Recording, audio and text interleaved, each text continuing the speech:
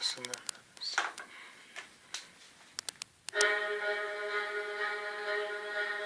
These are imposers.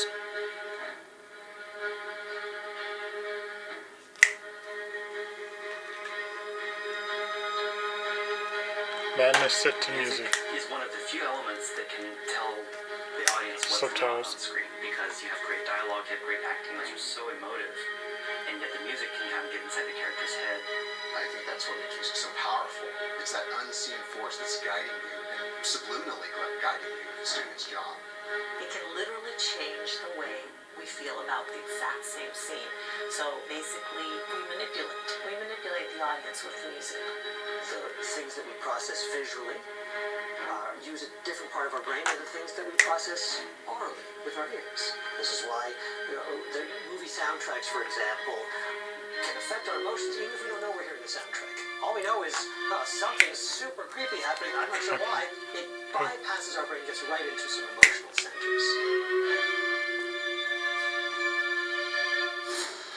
The Killing Joke, it's such a dark property already that it was very important to find the right tone, find the right approach. I know the three of us felt such a responsibility to do something that was going to really address the legacy of Batman, the legacy of Joker, and the importance of this book. It was actually kind of a dream. This project allowed me to write some of my most expressive music, to be truthful. We wanted to give it a kind of scope that it deserved, and a scope that would match the depth of the story. The nature of the story is so unlike a traditional Batman movie. I mean, it's basically a horror story. And I didn't want to go so over the top with the music that by the end of it, the audience was just, depressed and unpleasant. Shot.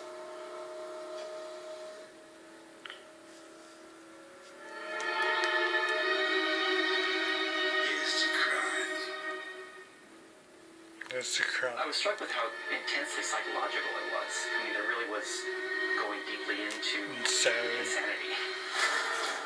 Creepiness. Provided us with the graphic novel, and I was completely riveted and couldn't put it down, and at the same time, equally horrified. Michael and Christopher and I decided we were definitely going to use live musicians on this. We had a big string section and the best string players in town, and we were able to draw upon, I would say, the grandfather of string writing, who was Bernard Herrmann, from the old, psychological thrillers. And since this kind of felt that way to us, it really worked great. Part of the horror of the Joker is the juxtaposition of things that don't go together, and that's what the Joker does here. He puts stuff together randomly and achieves a whole different vibe, and it becomes creepier and creepier because of that. I went crazy. So he says. He's on a computer screen. Silly goose, it's all a joke. Everything anybody's ever valued or struggled for is monstrous. Why can't you see the funny side? Why aren't you laughing? Why aren't you laughing? Because it's not funny. When we talked about casting the movie, my first and only thought really was to bring back both Kevin Conroy and Mark Hamill to play Batman and Joker. Even though over the years I've said, if I ever get a chance to do anything with Joker, my dream would be to do Killing Joke. And then when they said, okay, you got your wish, I immediately thought, oh my god, that'd be awesome. Be careful what you wish for, because now you got to deliver. So I can't say much for this volume's condition. I mean, there is a hole in the jacket, and the spine appears to be damaged. So mean.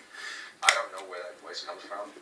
Inside Mark's head. Maybe he's coming up part of the Joker. It's uncanny, and it's to an entire generation of people. That's what Joker sounds like. That's what the Joker sounds like. I wouldn't worry. One of the best Jokers ever. It's just a psychological manifestation common with librarians.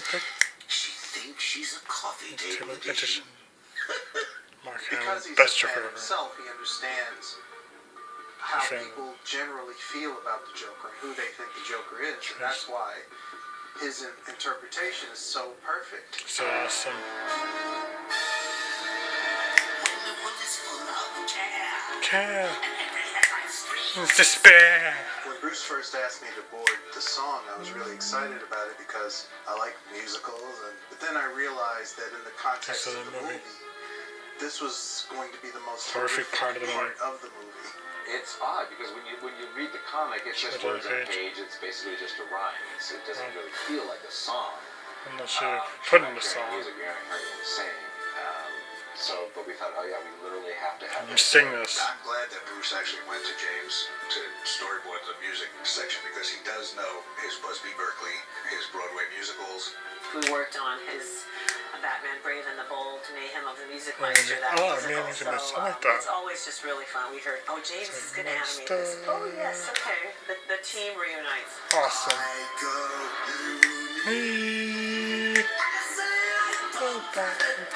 James is such a gifted artist, and everything that he kind of touches with animation just turns into gold. So I think that's one of the reasons the final scene is just so effective, because they had such a master kind of at the helm.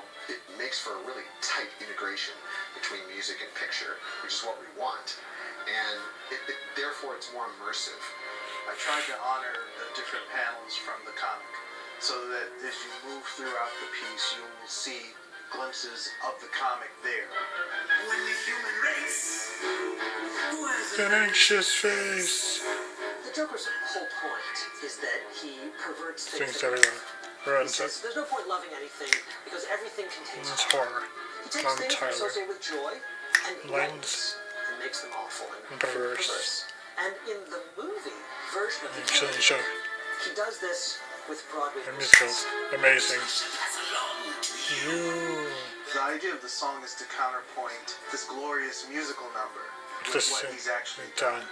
So there's this balancing act that you have to do when boarding this to honor the horror of what had happened. Isn't it Comics. interesting because the Joker, I think, of any character that I know, lends himself more to that sort of Broadway treatment than anybody. I mean, he's so theatrical. So we actually did focus more on the Broadway number as writing a Broadway number. It's got to have a good beat, it's got to have a good melody. It actually made it more authentic to what Joker is singing, as opposed to trying to make the Killing Joke song. Even the words to the song, they're kind of peppy. Peppy is very And yet, catchy. what he's saying is It's just dark so and horrible. dark and horrible. You. It was so dark and so Gruesome. real and so scary. Brutal. To me, I was thinking, okay, definitely Not for kids, more for It older was trying to audience. find that sweet spot between making it horrible, but at the same time Not so horrible. not so horrible that you just want to go, jump off a building afterwards. When a Yeah. composer gets hired to do a project that has that many emotional layers, it's a godsend. It's just like the most wonderful job because then we get to bring all of that out. Don't give a fig. It's Joker singing, So what does that mean? It means, you have to get the insanity, you have to get the Anger, the humor. anger, the humor, and you have to hit the notes. Looney. And shoot the rock. I was surprised at how good a singer he was and how he really brought The meaning of the character that to life. mania of the character to the lyrics that were there.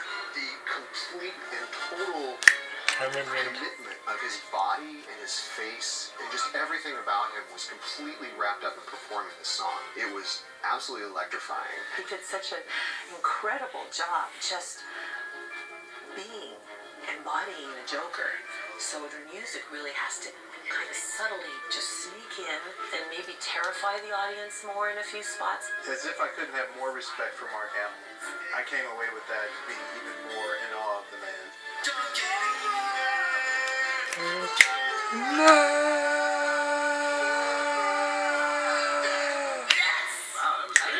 Awesome. The project benefits from Kevin Conroy and Mark Hamill being back in the same room. So it was nice. as well. In so many Black different Girl. ways, the Killing Joke brought together this tremendous legacy of Very animated Batman.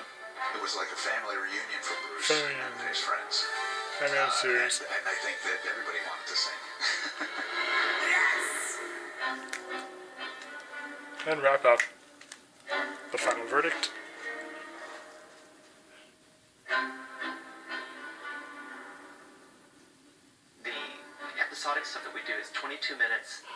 pacing is just boom, boom, boom, boom, boom. And The Killing Joke had time to breathe. Pacing every so often. That was such an amazing opportunity as a composer, because then I was able to say, let's express something here. You mind telling me what this is about? We had a cinematic approach, and we've always kind of felt that way about all of these characters. I mean, it doesn't really matter whether they're animated or whether it's live action. To us, it's all real. It's a reality in itself. I know we've done the project justice. I hope that the fans will feel the same way. Yeah, We most of them do. certainly wanted to be respectful of the original work and bring something artistic and bring something meaningful to the table with what we do.